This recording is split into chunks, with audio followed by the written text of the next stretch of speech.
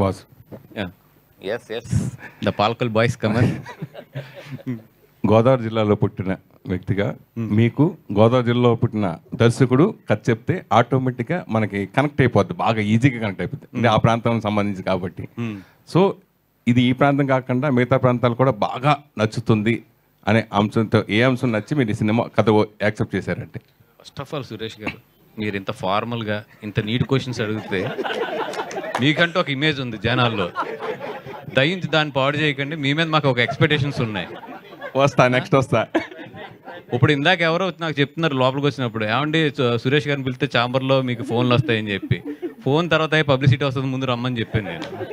Thank you పిలిచి. నువ్వు ఎట్లా కొన్ని క్వశ్చన్స్ అడిగితే ఓకే, నెక్స్ట్ వస్తాను సార్, దాని తర్వాత వస్తా. ఫస్ట్ దీనికి సమాధానం చెప్పండి. అంటే మనం కనెక్ట్ అవుతాం కదా, మనం రియల్ లైఫ్లో మనం ఏం జరిగినా ఏదో ఉన్నా చూసి అన్ని చూసుంటాం. అది చెప్పేటికి అంతలా గంటన్నర సేపు నవ్వి మళ్ళీ గ్యాప్ ఇచ్చి మళ్ళీ చేసే సినిమా చేసే అందుకోసం అడిగా. సురేష్ గారు, ఇప్పుడు నేను పుట్టినప్పుడు వచ్చారు మీరు ఇండస్ట్రీకి. మీరు సంతోషం మ్యాగజైన్ స్టార్ట్ చేసినప్పుడు నేను స్కూల్కి వెళ్తూ ఉండేవాడిని అక్కడ.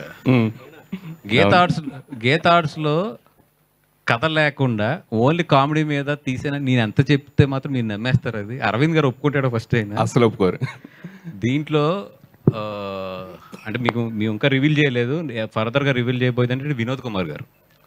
ఓకే, అది సర్ప్రైజ్ ఫ్యాక్టర్. అది వినోద్ కుమార్ గారు ఒక ఫాదర్ క్యారెక్టర్ చేశారు ఈ సినిమాలోని. అంటే మనం చాలామంది ఇళ్లల్లో అంటే అంటే కథకి సంబంధించిన మెయిన్ పాయింట్ అది నేను రివీల్ చేయకూడదు, కానీ 100% ఆయనతో వెళ్ళి క్లైమాక్స్ లాస్ట్ 15 minutes ఏదైతే ఉందో, నేను ఎంత నవ్వినా కూడా last 15 minutes is my favourite part in the film. ఈ సినిమాలో ఆటగాడు ఎవరు? ఈ సినిమాలో ఆటగాడు ఒకడు ఉన్నాడు. నువ్వు అడగాల్సింది ఈ సినిమా బయట ఆటగాడు ఎవడని అడగాలి. బయట ఆటగాళ్ళు ఇప్పుడు రోజు టీవీలో అన్నింటిలో చూస్తున్నాం బాగా, రోజు అదే న్యూస్ మొత్తం అంతా. రియల్గా మా దాంట్లో ఆటగాడు అంటే తెలియదు, మరి నేను లేను ఎక్కువ లొకేషన్లో అక్కడ. జనరల్గా ఇండస్ట్రీ పుట్టినప్పుడు నేను 30 సంవత్సరాలు చూస్తున్నా అంటే సక్సెస్ శాతం 5%. నిజంగా అప్పుడు సీడీలు వచ్చేసి అని, లేదంటే పైరసీ జరిగిపోయిందని, ఇలా ఏదో ప్రాబ్లం వస్తూనే ఉంది. మన ప్రతి కొన్నాళ్ళు 5 yearsకి వస్తూనే ఉంది, ప్రాబ్లమ్స్ వస్తూనే ఉన్నాయి. పైరసీ కానీ సీడీలు వచ్చేసి రకరకాలుగా ప్రాబ్లమ్స్ ఫేస్ చేస్తున్నది. సార్ ఇప్పుడు ఓటీటీ వచ్చింది, ఓటీటీ వాళ్ళు బెనిఫిట్ పొందుతున్నారు, ఇదివరకు శాటిలైట్ బెనిఫిట్ పొందారు, ఇప్పుడు ఓటీటీ బెనిఫిట్ పొందారు. అయితే సక్సెస్ శాతం మొత్తం ఓన్లీ 5%. ఓ బ్లాక్ బస్టర్ ఒకటే ఉంటుంది, లేకపోతే 2 ఉంటుంది, కానీ అంత మించి రావు. అలాగే 10 సంవత్సరం ఒక సినిమా వస్తుంది. అలాగే ఈ సంవత్సరం కల్కి మొత్తం పాత థియేటర్లు కూడా మొత్తం ఓపెన్ చేసి ఆ సైడ్ దుమ్ము దులిపే కలెక్షన్స్ చేసింది. అలాగే కంటెంట్ ఉన్న సినిమా మారా సినిమా డబ్బింగ్ సినిమా కలెక్ట్ చేసింది. అట్లాగే భారతీయ సినిమా యావరేజ్ అయినా ఫస్ట్ ఓపెనింగ్ వరకు తీసుకుని మళ్ళీ ఆగిపోయింది.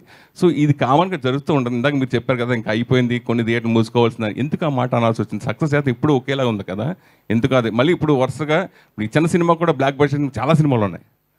ఇదే కలికి ఒక 3 years బ్యాక్ వచ్చి ఉంటే కనుక ఇప్పుడు మనం ఏ నెంబర్స్ చూస్తున్నామో దీనికి డబల్ నెంబర్స్ చూసేవాళ్ళం. అంటే నెంబర్స్ అనేది మనకు తెలుసు ఇప్పుడు ఎట్లా ఉన్నాయి ఏంది అనేది.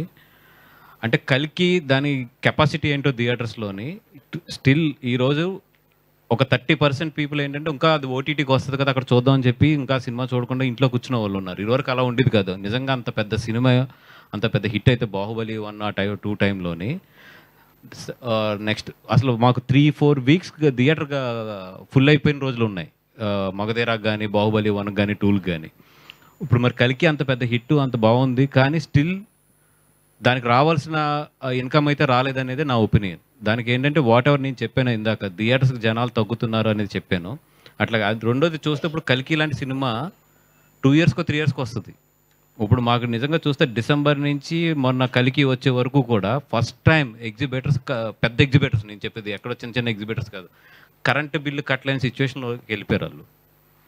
అంటే చాలా థియేటర్లు కలికి సినిమాకి రీఓపెన్ చేశారు. అవును, అందుకనే అడిగాను. రీఓపెన్కి అప్పు తీసుకొచ్చి కరెంటు బిల్లు కట్టి రీఓపెన్ చేశారు.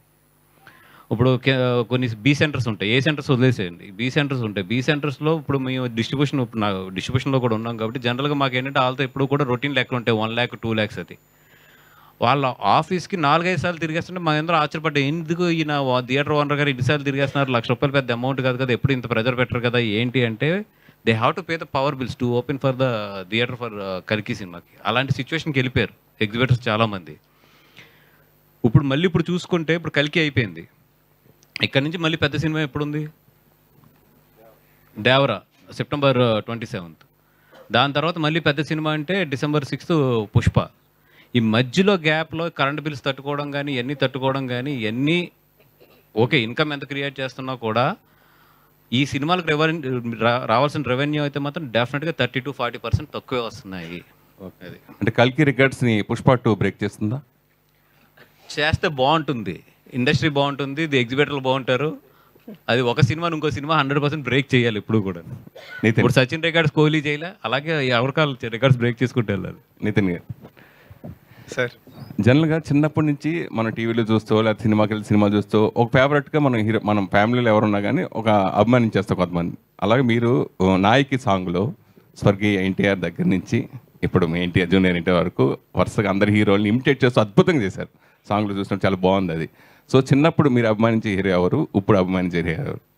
సార్ ఫస్ట్ నుంచి పెద్దయినా సార్ బావగారే. సో యా ఎప్పుడు ఆయనే సార్ నాకు. అంటే చిన్నప్పుడు నాకు సింహాద్రి ఆ టైం అప్పటి నుంచే కడియం ఒకటి చేయించుకొని అందరిని కొడుతూ తిరిగేవాడిని అనమాట. సో అప్పటి నుంచి ఆయన ఫ్యానే సార్ నేను. అంటే మీరు చూడటానికి సాఫ్ట్గా ఉన్నారు కానీ మీ వెనకాల చాలా ఉంది, చాలా ఎక్కువ ఉంది సార్. అది అర్థమవుతుంది.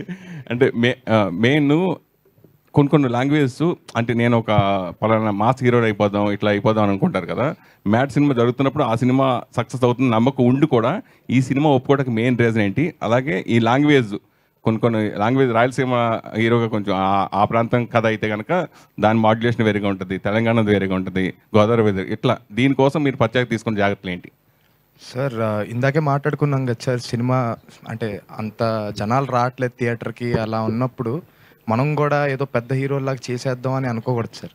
సో ఒక మంచి కథను చూపిద్దాం అనుకుంటేనే మనకి టికెట్లు తెగుతాయి సార్. అదొక్క దీంతోనే ఇలాంటి కథని ఎంచుకోవడం జరిగింది సార్.